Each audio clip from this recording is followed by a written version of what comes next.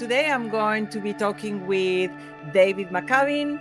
David is the managing director of KU, and this is a company that provides leadership development services.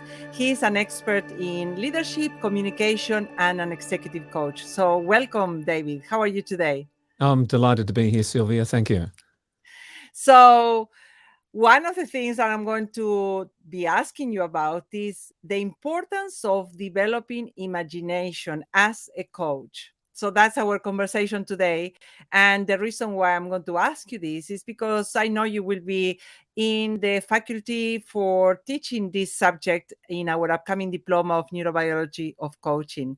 So what's your take on imagination and why it is important?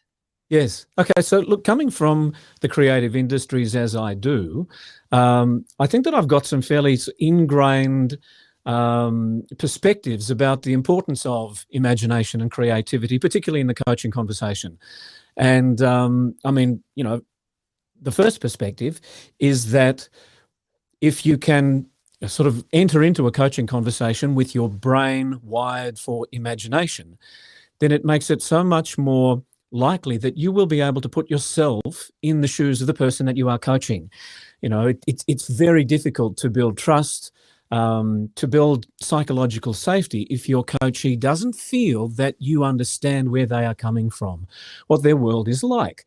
And to assume that, you know, we start every conversation equipped to be able to understand, decipher, and evaluate all the decisions that somebody is making innately, I think is asking too much.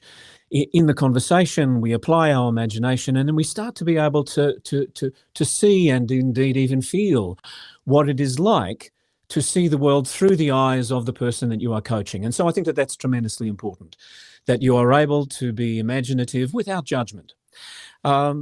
Secondly, in all coaching relationships, there are sometimes moments when you want to offer an alternative perspective, when you want to communicate something, when you want to suggest something.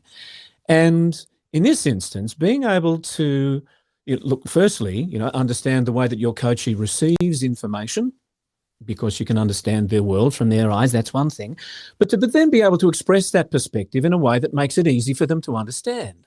And it may be that you might want to use a metaphor, you might want to use a simile. It may be that you want to be able to respectfully work with their story and then suggest that it could go in other directions, other different possibilities, other different opportunities. And so again, that's a creative, almost kind of storytelling capability that we're talking about here.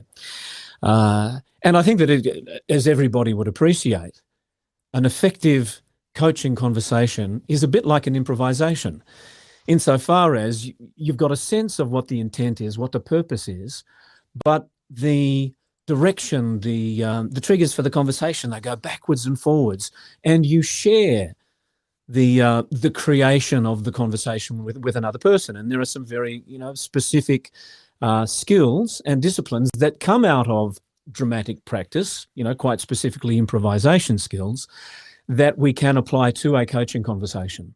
So yeah, those are the areas where I think that I have something to offer the diploma experience, by helping people to really identify and then hone those creative imagination skills in themselves. We are very privileged to have someone like you in the diploma, because you have a wealth of knowledge. And I know from listening to people's feedback that you are a fantastic coach. You really know how to tap into people's imagination, whether they are a coach or a coachee. So do you think that these type of skills you have are transferable to most coaches that would come and listen to you? Can coaches learn to help a client to be more imaginative? I do believe so. I mean, my professional journey has been a bit of an outlier one, in so far that I found myself as an executive coach, having trained at the National Institute of Dramatic Art. I went through NIDA. I worked as an actor. I worked as a director, a teacher of acting skills. And for me, the the process of being able to impart skills that influence people's performance, that's what I've been doing my entire life.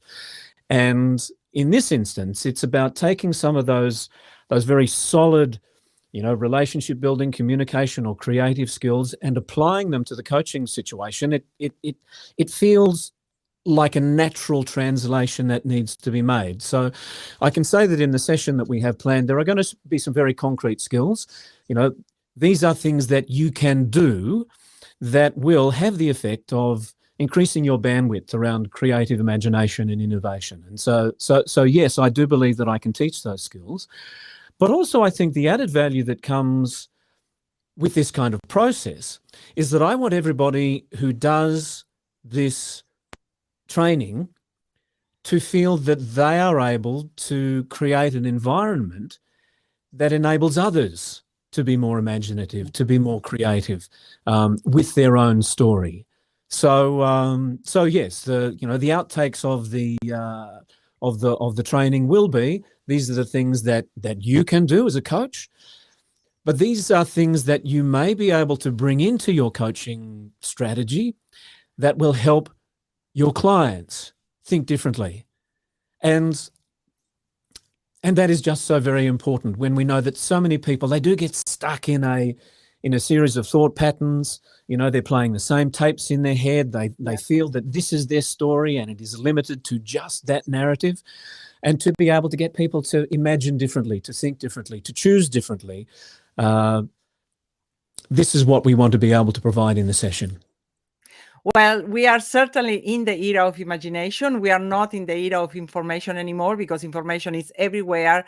So to rescue this skill or this ability that we all have, that the brain possesses, of imagining and improvising when we need to, particularly in moments that are volatile and ambiguous and uncertain, is a very good skill to have. So I can't wait to have you run this session, and I'm pretty sure that whoever participates will be blessed by learning from you. So David, thank you so much for the session today, and that has given us a little grasp of what they may learn. And yeah, wonderful. Thank you for your time. Sylvia, it's always a pleasure. Thank you.